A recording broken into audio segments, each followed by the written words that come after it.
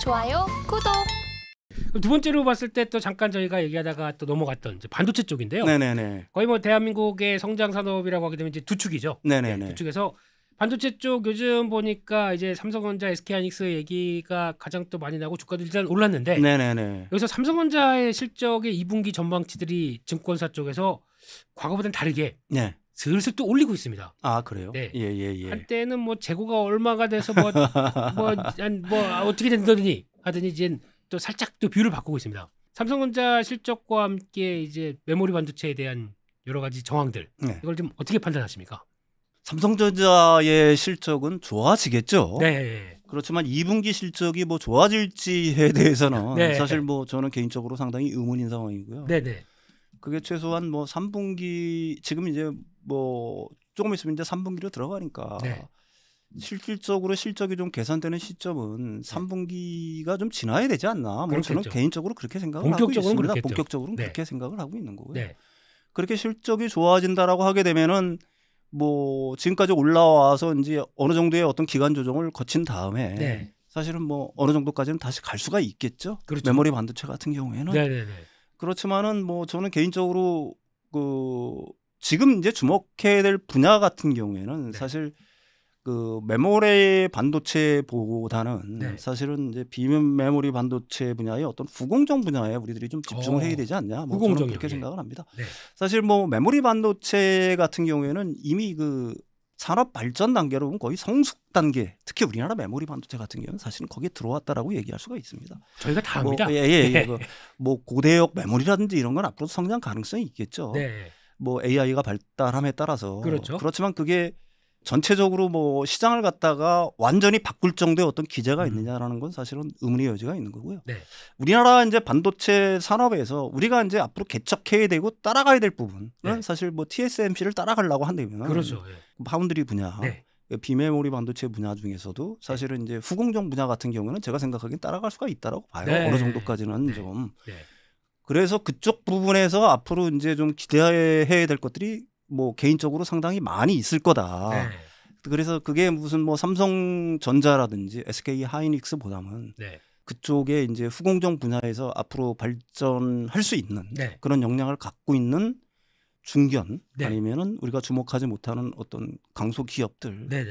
뭐 이런 쪽에 좀 주목해 보는 게 낫지 않나 뭐 저는 그렇게 생각을 해요. 그렇습니다. 그러니까 우리 평론가님께서는 메모리는 당연히 사이클이니까 네네네. 지금보다는 좋아질 거고. 네, 그렇죠. 네, 그리고 또 삼성전자나 SK하이닉스가 이제 파운드리를 키우기 위해서 네네네. 후공정을 또 같이 키울 수밖에 없다. 네, 그렇죠. 보니까 TSMC도 거의 이제 후공정 패키징하는 회사 쪽에 거의 뭐 자금을 조 단위로 쓰면서 그렇죠. 거기서 키우려고 많이 노력하고 있습니다. 네, 그런 변화가 예. 나오고 있다고 보시고 계신데 네네. 그러면 지금 그 AI를 통해서 제가 얘기하는 HBM3라든가 고대역폭 이 메모리가 계속 또 성장하면서 네네네. 이쪽에 대해서 혹시 그러면 삼성전자나 SK하이닉스의 어떤 사이클을 더 당기고 네네. 수익성을 좀 개선시키는 효과가 가져오는 이런 거에 대해서는 어떻게 생각하세요? 그거는 당연히 당연히 그럴 수밖에는 없겠죠. 네네. 아까도 말씀드렸지 고대역 이제 메모리 반도체들의 어떤 수요가 많아지고 예. 사실 그쪽에 대해서는 맞은폭이 좀 있지 않겠습니까? 훨씬 높죠. DDR5 같은 경우도 역시 마찬가지가 될 거고요. 예. 그러니까 따라서 이제 뭐 어느 정도까지는 높아질 수는 있겠죠. 네. 그렇지만 그게 뭐 제가 이런 말씀을 드리는 게 좀 어줍지 않은 얘기가 될 수는 있겠지만은 네. 삼성전자라든지 SK 하이닉스의 어떤 위상을 갖다가 완전히 뒤바꿀 수 있을 만큼 네. 뭐 천지개벽할 만큼의 어떤 그렇죠. 그게 모멘텀을 갖고 있느냐라는 거는 사실 좀 의문의 여지가 있는 거고 일부 뭐 증권사 리포트를 보면은 제가 알고 있기로는 SK 하이닉스에서 그 고대형 메모리 같은 게 차지하는 매출 비중이 한 2% 정도 되는 줄 알고 있는데 그게 뭐 30%까지 높아진다고 예측은 하기는 해요. 장기적으로요? 네, 장기적으로 놓고 보면 뭐 그 정도까지 보는데 과연 AI 시장 자체가 단기적, 중기적으로 그렇게 폭발적으로 늘어날까? 라는 거 지금은 이제 어떤 시장의 기대들 이런 것들이 이제 선반영돼서 움직이고 있는 건 분명합니다. 그리고 AI 자체가 우리 세상을 바꿀 어떤 동의를 갖고 있는 것도 저는 분명하다고 생각을 해요. 네. 그렇지만 그거 지금 엔비디아라든지 그 미국 시장에서 그 미국 시장을 사실 이끈 게 이제 AI의 어떤 추동력이었는데 그렇죠. 그게 너무 선반영을 하고 있는 거 아니야 하는 우려들이 사실은 좀 있어요. 네네. 제가 생각하기에는 저도 네. 뭐 개인적으로 그런 생각들을 갖고 있습니다. 아, 그러시군요. 그래서 이제 그런 어떤 고대형 메모리라든지 이 DDR5라든지 이런 수요들이 앞으로 늘어나긴 늘어나겠지만 네. 그게 폭발적으로 늘어날 거냐라는 거 그게 뭐 단기적 중기적으로 네.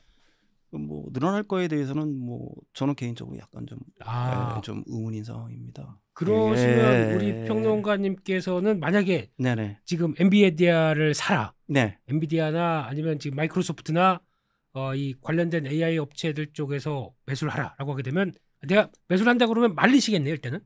지금 단계에서는 그래요. 지금 단계. 지금은 아니다. 어느 정도 좀 조정을 거쳐야 되지 않냐. 뭐 조정을 거쳐야 된다.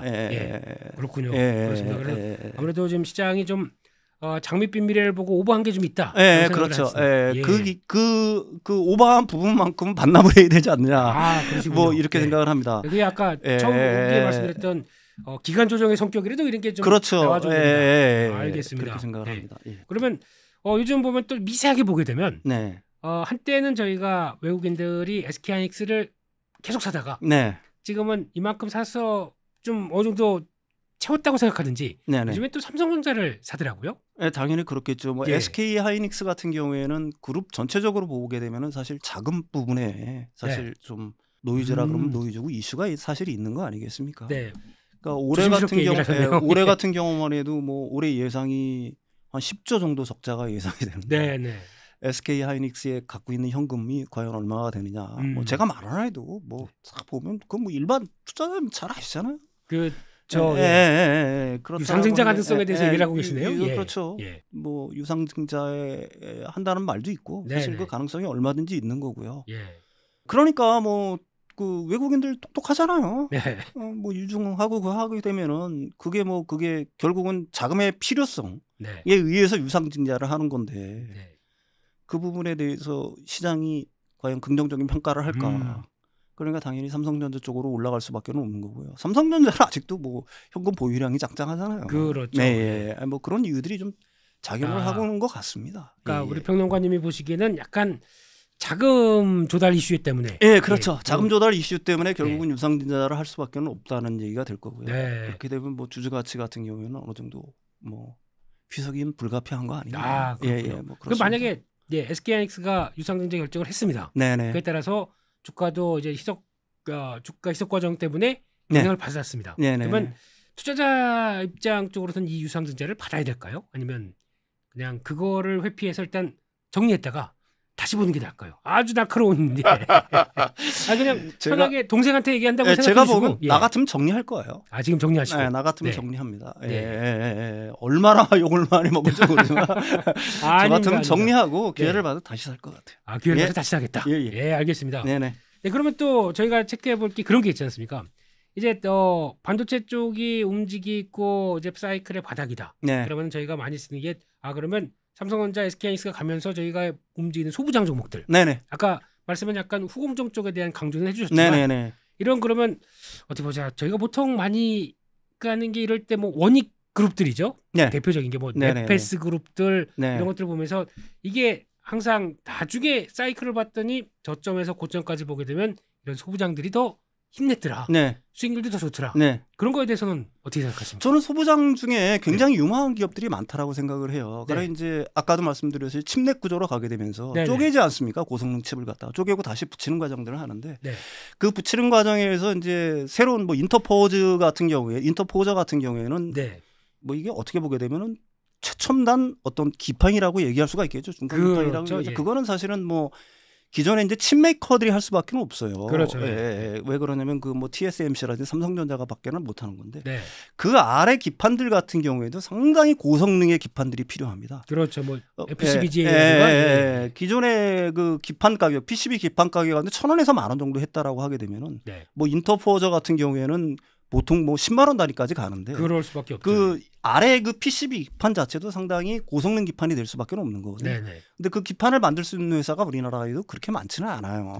여러분들이 공부해 보시면은 뭐 말씀하셔도 됩니다. S 전기 그다음에 뭐 D 전자 정도가 뭐 유명하다고 대적전자 심텍 그렇습니다.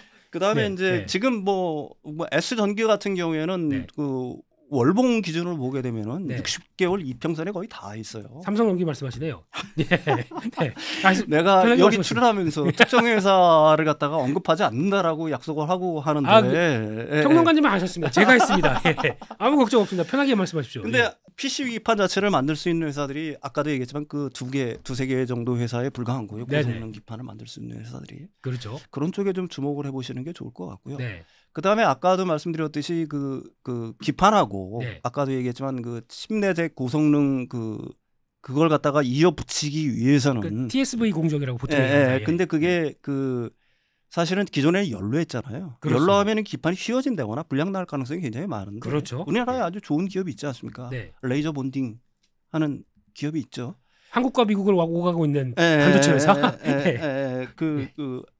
LAB라는 장비를 만드는 회사인데 그 회사 같은 경우가 기존에 이제 특정 회사하고의 어떤 그 바인딩 계약에 묶여가지고 딴 데 못 팔았잖아요. 근데 그 계약이 그 계약이 얼마 전에 풀렸습니다. 그러니까 그런 회사들 같은 경우도 아까도 얘기했지만 기판 자체가 고성능화되면은 그 솔더볼을 갖다가 붙이기 위해서 뭐 역시 뭐 그런 장비 업체들 같은 경우도 앞으로 계속 좋아질 수밖에 없겠죠. 지난 시간에도 얘기했지만은. 제가 생각하기에는 누구나 만들 수 있는 거를 갖다가 주목하는 거는 제가 생각하기에는 좀 장기적인 투자 방식은 아니다.